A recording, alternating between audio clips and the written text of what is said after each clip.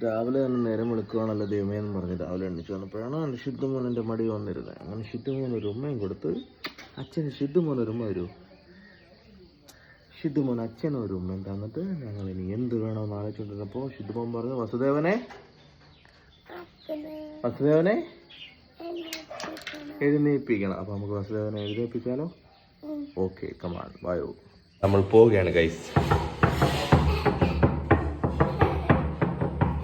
വസുദേവാ വസുദേവാ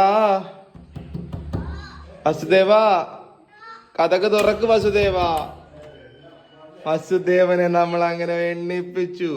അങ്ങനെ വസുദേവൻ എണ്ണിച്ചു വന്നപ്പോ സിദ്ധു അവിടെ ഒളിപ്പിച്ചു. വസുദേവൻ ചേട്ടൻ വന്ന് വിളിക്ക്. വസുദേവാ വാടാ. സ്കൂളിൽ പോണ്ടേ? വേണ്ടേ? ആര് പറഞ്ഞു? കളക്ടർ അവധി തന്നോ നിനക്ക്? അത് നിന്റെ അച്ഛൻ അവധി തന്നോ നിനക്ക്? നിങ്ങൾ സ്കൂളിൽ പോണ്ടേ? കഥ തുറക്കടാ, വാ.